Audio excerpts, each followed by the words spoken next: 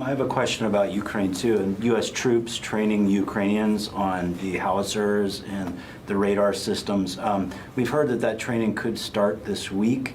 I'm just wondering if there are additional details, like, you know, how many U.S. troops will be involved, where this is going to happen, some essential details like that, or is this going to be held closely by the Pentagon as some operations? I think we're going to obviously.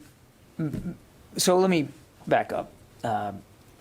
It is true that we believe we'll be able to begin a process of training Ukrainian armed forces on the Howitzers that will be shortly heading over. That training will occur outside of Ukraine.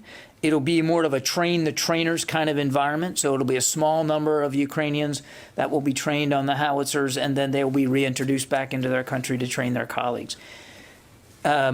I'm not going to get into the locations. It'll be outside of Ukraine. I'm going to refrain right now from talking about who's going to be doing the training and exactly on what timeline. I think as we get closer to things, we may be able to talk a little bit more about it, but there is a plan now that we are beginning to execute, and we think that that training can happen in the next several days. Important to remember, Travis, that this is not as, while this particular system is new to the Ukrainians, they don't use American howitzers in artillery. They understand how to use artillery, and it won't, we don't believe will take very long or require much detailed training to get them up to speed on American howitzers. An artillery piece, so I've been told, is not unlike other artillery pieces. The basic outlines of the system are the same.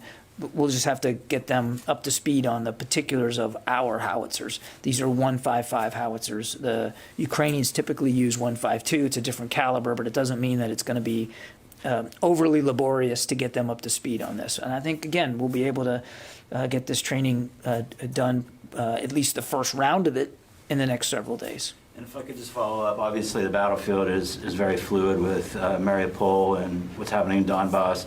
But is it possible at this point in time to talk at all about how this training and this equipment like the howitzers and the radars could influence the battle? Or what capabilities it would give Ukrainians? The artillery is a specific item that the Ukrainians asked for because of the fighting that they expect is going to occur in the Donbass. Again, I want to remind, there has been fighting there for 8 years. There's fighting there today. But the terrain lends itself to the use of artillery, to long-range fires, as we call it. And we know that the Russians also believe the same thing because we're seeing them move artillery units into the Donbass as well. And so we want to give the Ukrainians every bit of advantage that we can. They specifically asked for artillery support, and we answered that with this recent drawdown package that was just authorized on the 13th. So that was Wednesday of last week. And it's 18 howitzers, 40,000 rounds of artillery, 155 artillery that will go with the howitzers. And look, we'll continue to talk with them. It'll be an iterative conversation, and there may be additional security assistance that comes on top of what we just announced.